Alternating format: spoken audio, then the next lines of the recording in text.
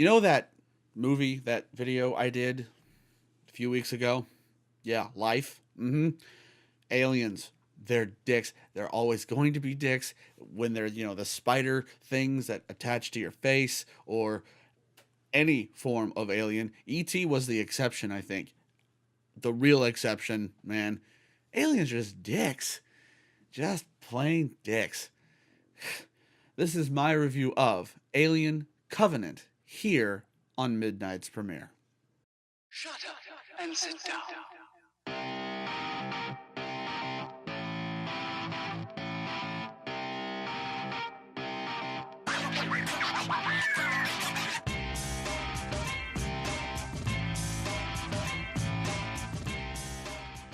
Hey guys and girls, welcome back to the channel. Thank you so much for clicking on this video and the continued support you're giving the channel.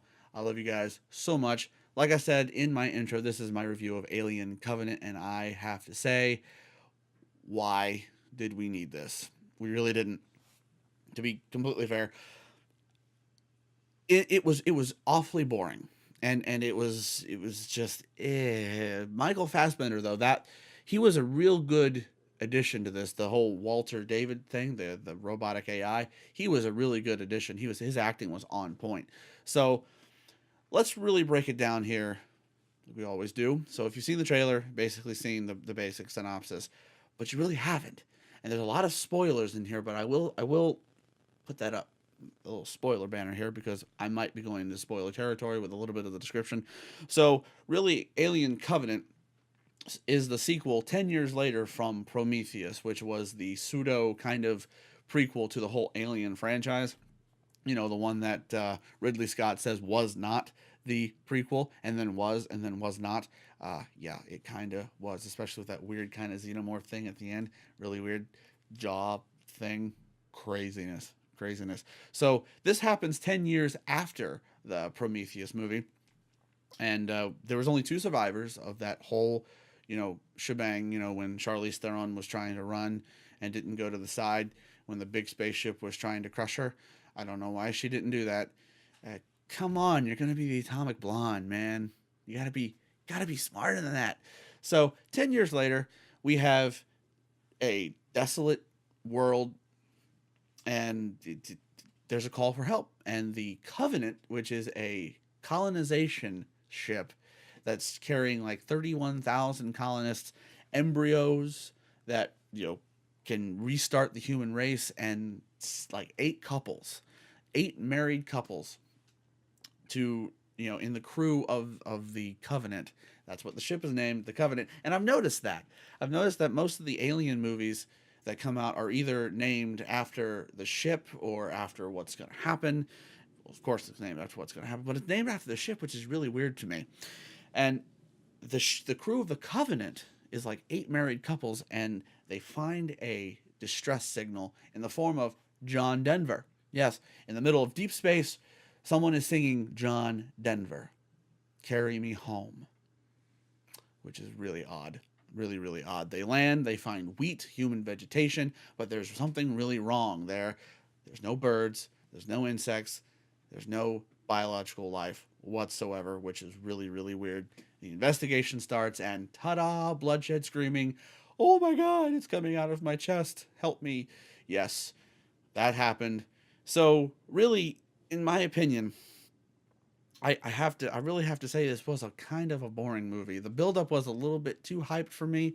It did answer the question where the xenomorphs came from. I enjoyed that. Really, I was always curious. I thought it was the Weyland-Yutani, which is the corporation that's surrounded with the Alien franchise. I thought it was a human experimentation gone wrong. It was experimentation, but it wasn't basically on humans. It was on aliens, and aliens, blah. I'm not going to get into that. Spoilers. And that's bad. It's terrible. So if I had to give this a rating, it fell short on a lot of different things. It was kind of boring. The buildup was a little too much, and there weren't enough xenomorphs. There weren't enough aliens. There was a lot of explanation as to why they were there, but there weren't enough of them, in my opinion. But as far as a science fiction movie, horror movie, it didn't really give you that claustrophobic feeling like the other Alien movies did. But it was horror and it was science fiction.